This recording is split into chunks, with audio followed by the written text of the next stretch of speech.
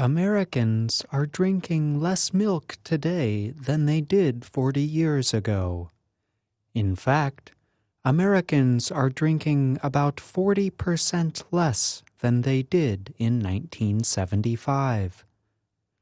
This decrease has led the United States dairy industry to explore new ways to get people to drink milk. One method it is testing: helping to set up coffee bars in U.S. high schools. Schools prepare coffee drinks in different ways, but milk is always the main ingredient in lattes. Lattes are really milk with some coffee as far as proportion, notes Julie Ostro of the Midwest Dairy Association. That is why Midwest Dairy is providing financial help for a coffee bar at a fourth high school in the Fort Zumwalt, Missouri area during the upcoming school year. In exchange, the group will get data on how much milk is used for the lattes, as well as other information about food products with dairy. Dairy groups have worked with high schools in many states. At a high school in North Dakota, for example, a $5,000 grant from a dairy group helped pay for an espresso machine. The device makes lattes with about 0.23 liters of milk each. The drinks used around 2,000 liters of milk this past school year. In Florida, a dairy group said it paid for coffee carts in 21 high schools this past year. In the American Southwest, a dairy group gave grants to 7 schools for coffee programs. Not all high school coffee bars get money from dairy groups. Even then, the money may only cover a small amount of the costs. But school food operators say lattes give American teenagers another reason to stay on school grounds. But not everyone thinks teens should drink coffee or that they need milk. The American Academy of Pediatrics disapproves of children consuming products with caffeine. The group notes possible harmful effects on developing bodies.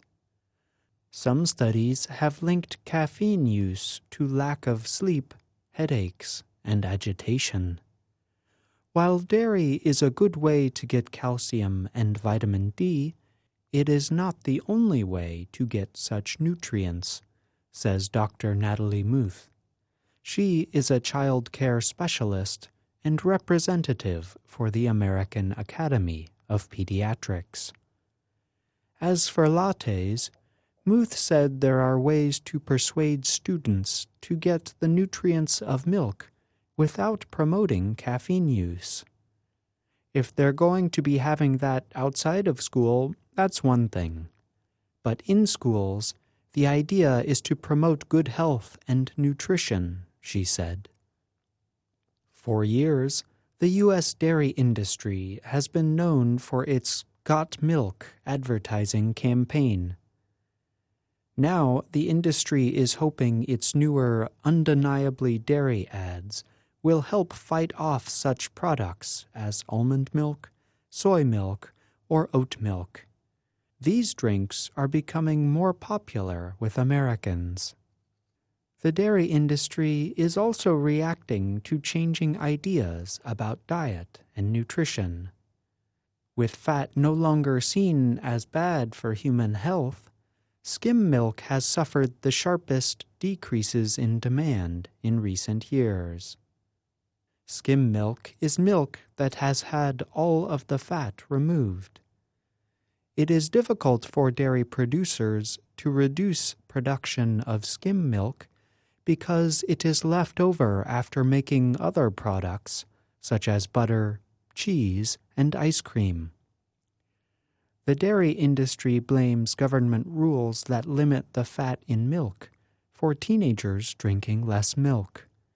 It argues that generations of students are growing up disliking milk because of the watery taste of skim.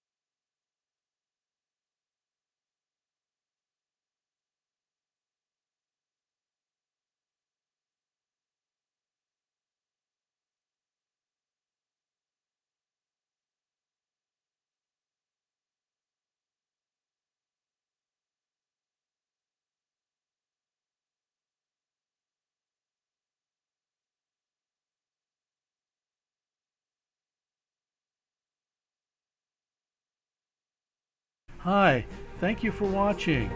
I hope the videos are useful for you. Please subscribe to my channel using the button below.